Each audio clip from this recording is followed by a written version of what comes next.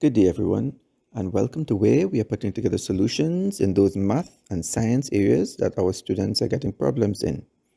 In this video, we'll be looking at CSEC Mathematics and the topic of matrices. This is our third video in the series, and we will be looking at the past paper questions from May 2019 until the present.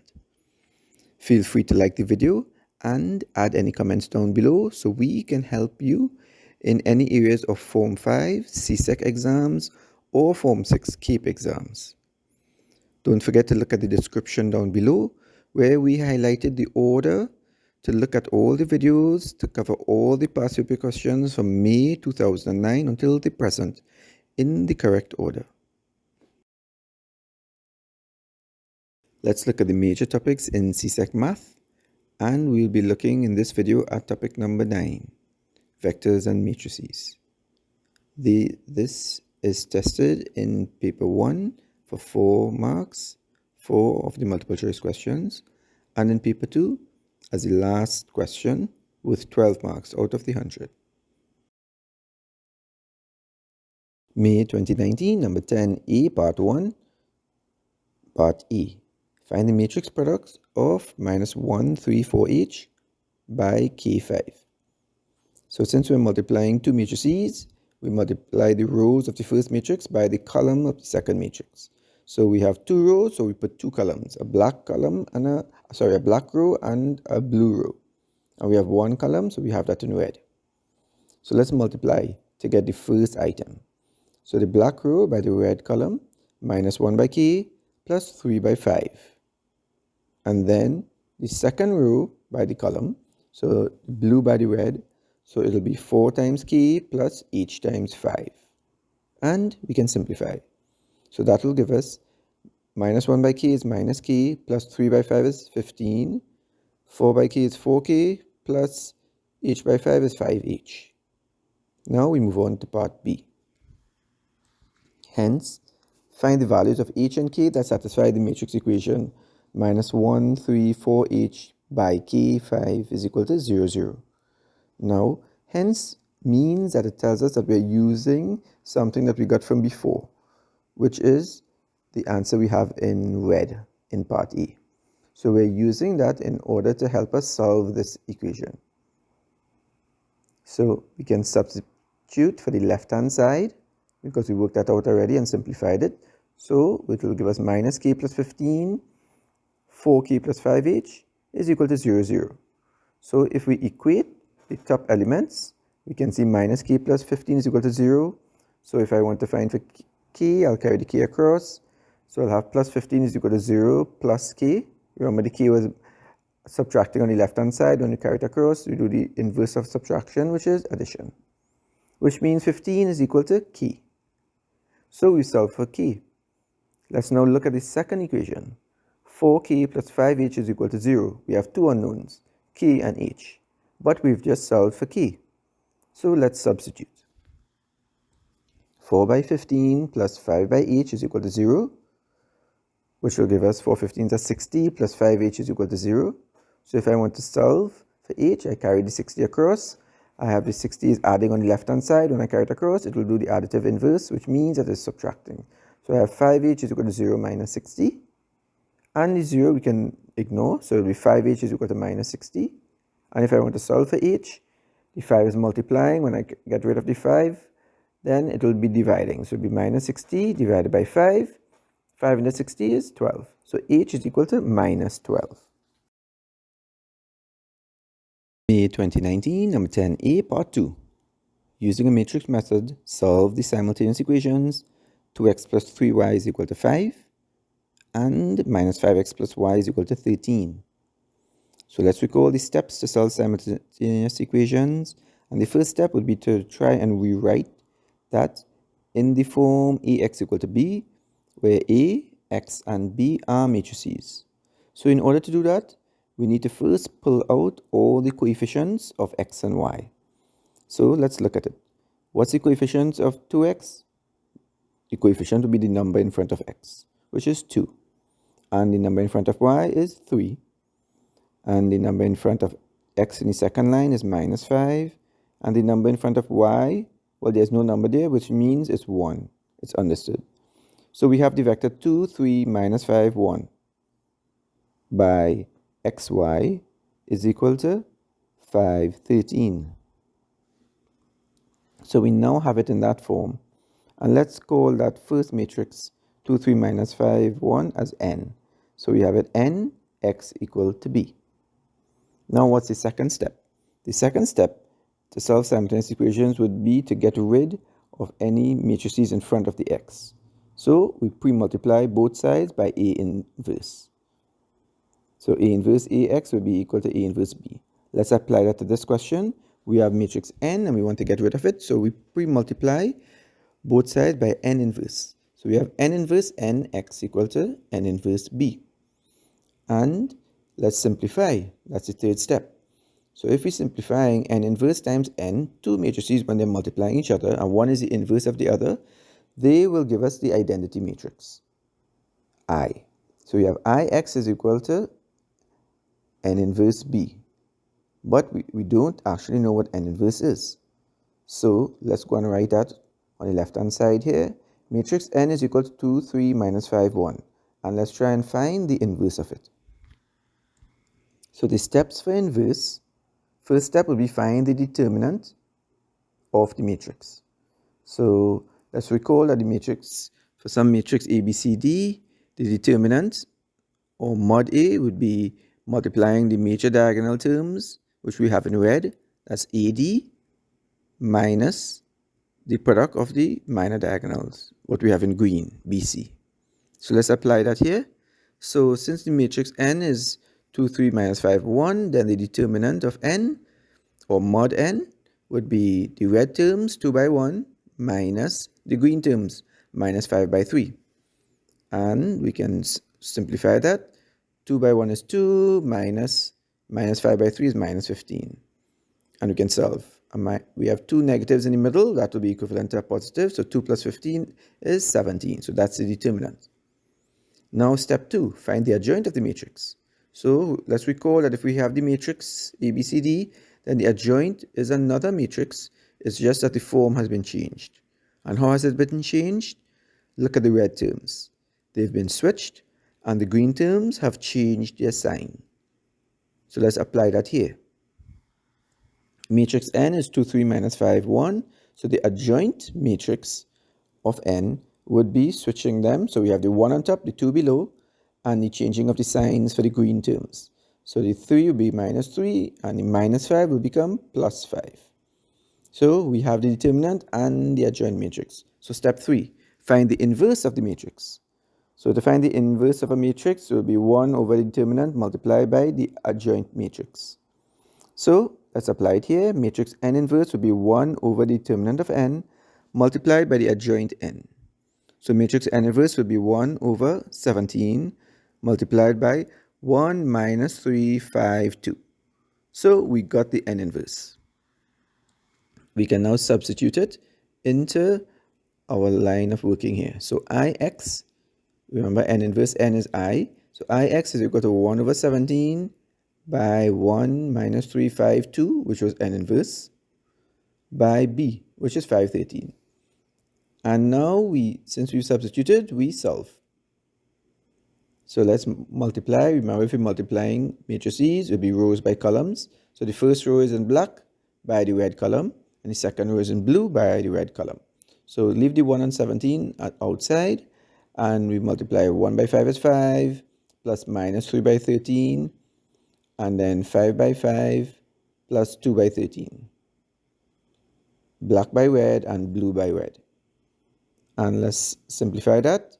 So x is equal to 1 over 17, and in brackets, our matrix 1, 5 is 5, minus 3 by 13 is 39, and 5 5 is 25, plus 2 by 13 is 26. So we can work it out. 5 minus 39 is minus 34, and 25 plus 26 is 51. So let's solve now. So if we have 1 on 17, we can multiply that by minus 34. 17 to 17, 1, 17 to 34, 2. So we have xy is equal to minus 2, and 17 to 51 is 3. So x is minus 2, and y is equal to 3. And if we take the x and y values and substitute into the first equation, Let's see, 2 by minus 2, that's minus 4, plus 3 threes are 9, minus 4 plus 9, it gives us the 5. And for the second equation, if we substitute minus 5 by minus 2, that will give us 5 twos are 10, plus 10, plus y, plus 3. 10 and 3 will give us the right-hand side.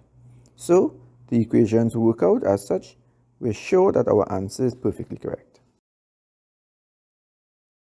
May 2021, number 10A, calculate the matrix product 5, 4 minus 3 minus 2 by 2, 1 minus 4, 0, 3, 6. So let's recall that when we're multiplying matrices such as AB, ABCD by EFGH, those elements, we're multiplying the rows of the first column, which we have in black and blue, by the columns of the second matrix, which we have in red and green. So when we're multiplying, it will be the black row by the red column, AE plus BG. And then the black row by the green column, AF plus BH. And then the blue row by the red column, and then the blue row by the green column. So it'll give us CE plus DG, and then CF plus DH.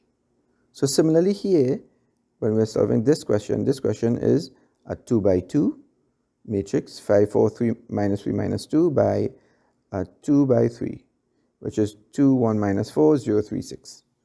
Right? Remember those numbers that we've called 2 by 2 and 2 by 3 are the orders of the matrices. 2, the first number giving us the number of rows, and the second number giving us the number of columns. So let's apply it here. We're going to say the black row by the red column, that will give us 5, 2 plus 4, 0. And then the black row by the green column, 5 by 1 plus 4 by 3. And then the black row by the pink column, 5 by minus 4 plus 4 by 6. And now we do the same thing with the second row. Second row by the first column, blue by red, plus the second row by the green column, minus 3, 1 plus minus 2, 3. And then the second row blue by pink, minus 3 minus 4 plus minus 2, 6. And now we simplify. 5 2s are 10 plus 4 zeros are 0. 5 1s are 5 plus 4 3s are 12. 5 by minus 4 is minus 20 plus 4 by 6 is 24. And then for the second row, minus 3 by 2 is 6, minus 6, plus minus 2 by 0 is 0. Minus 3 by 1 is minus 3, plus minus 2 by 3 is minus 6. Minus 3 by minus 4 is plus 12, plus minus 2 by 6 is minus 12. So we'll solve now. 10 plus 0 is 10, 5 plus 12 is 17, minus 20 plus 24 is 4, minus 6 plus 0 is minus 6, minus 3 minus 6 is minus 9, 12 minus 12 is 0. For part 2, state why the two matrices in A part 1 are conformable for multiplication, meaning that they can actually be multiplied. Well, when we look at matrices to see whether or not they can be multiplied or not, we recognize that there's the number of rows in the first matrix multiplied by the number of columns in the second. However, it must have the same amount of elements. So if we look at the black row was 5, 4. There were 2 elements there, and it needed to multiply by 2 elements in the column there, 2, 0. So black by red. So what that means is we need to know the number of elements in the rows 5, 4, which means there are 2 columns, by the number of rows in the second matrix. So the inside numbers, look when we write the orders together, 2 by 2 by 2 by 3. The inside ones, which is the columns of the first matrix, by the rows of the second matrix. If they are equal, then they are conformable, means that they can be multiplied. For part B, determine the inverse of 5, 4 minus 3 minus 2. So the steps for inverse are, first find the determinant. So we have a matrix ABCD, then the determinant, or mod A, same thing, is the multiplication of the red terms minus the multiplication of the green terms. So it will be AD minus BC. Let's apply that here. So let matrix N, let's give it a name, is equal to 5, 4 minus 3 minus 2. So the determinant of N would be multiply the red terms, 5 by minus 2, minus multiplying the green terms, minus 3 by 4. So we can solve. 5 by minus 2 is minus 10, minus 3 by 4 is minus 12. So we have two negatives, that will be a positive. So we have minus 10 plus 12, that will give us 2. And step 2, find the adjoint of the matrix. Means we need to transpose this matrix here, right? And how do we do that? We switch the elements around and change the signs. So let's look at it. The major diagonal had A and D on it. We switched them. So the D came up on top and the A went down below. And we changed the signs of the minor diagonal of the elements in the green. So let's apply that here. Matrix N is 5, 4, minus 3, minus 2. So if we switch them, minus 2 will come up on top, 5 will go below. The 4 will change sign, it will be minus 4. And the minus 3 will change sign, it will be plus 3. So that will be the adjoint matrix. And for the third step, find the inverse. Now that we've gotten the determinant and the adjoint matrix, we can find the inverse. A inverse would be 1 on mod A, 1 on the determinant times the adjoint matrix. So let's apply it here. Matrix N inverse is 1 on N by adjoint N. So we know the determinant is 2. So we can say the matrix N inverse would be 1 over 2 or a half times what was the adjoint matrix? The matrix that was transposed would be minus 2, minus 4, 3, 5. May 2022, number 10A. The transformation matrix A is equal to 0, minus 1, 1, 0. Represents a rotation of 90 degrees anticlockwise about the origin O. The transformation matrix B is equal to 0, minus 1, minus 1, 0. Represents a reflection in the straight line with equation y is equal to minus x. Part 1. Write the coordinates of P prime. The image of the point P, 7, 11, after it undergoes a rotation by 90 degrees anticlockwise about the origin O. So let's recall, what does that mean? It means we have the matrix A times P, and that will give us our new point, P prime. And A is a 2 by 2 matrix, and P is a 2 by 1 matrix. So let's write that as a general rule. Let's say M times N would be a 2 by 2 A, B, C, D by a 2 by 1 E, F. And how do these matrices multiply in general? Well, the rows of the first matrix M will be multiplied by the column of the second matrix N. So that will give us the rows, which are the letters in black, times the letters in red. So AE plus BF. And that will be the top answer. And then the rows in blue, those letters by the column in red. So it will be CE plus DF. So let's substitute. So we're going to get 0, minus 1, 1, 0, which was A, which was given above, by 7, 11. Those are the x and y values of P. Will give us P prime. And let's work it out using the same format as above. And that will be 0 by 7 plus minus 1 by 11 over 1 by 7 plus 0 by 11. And that simplifies as 0 by 7 is 0 plus minus 1 by 11 is minus 11. And 1 by 7 is 7 plus 0 by 11 is 0. So P prime gives us minus 11, 7. That means that when we rotated the image P, which had an x value of 7 and a y value of 11, 90 degrees in an anticlockwise direction about the origin, it gave us this new point P prime, where the x value is minus 11 and the y value is 7. Part 2. T is a combined transformation of A followed by B. Determine the elements of the matrix representing the transformation T. So when we're looking at this, the order in which you should do it, it should be A and then B. So when we're writing it as a matrix, it will be BA is equal to T. And B is a 2 by 2 matrix as given above, and A is also a 2 by 2 matrix. So let's recall if we have Mn, where M is A, B, C, D, a 2 by 2 matrix, and N is a 2 by 2 matrix, E, F, G, H. Then when we're multiplying these, it will be the rows of the first matrix by the columns of the second matrix. So if you notice, the rows in the first matrix, we have it as black or blue, and the columns of the second matrix as red or green. So to give us our first value, it will be the rows, the letters in black by the letters in red. So it will be AE plus BG, And then to get the second item will be the row in black by the column in green. AF plus BH, and continuing CE plus DG and CF plus DH. So if we use that same format here for BA and we have the values of B and A above, it will be 0, minus 1, minus 1, 0 by 0, minus 1, 1, 0.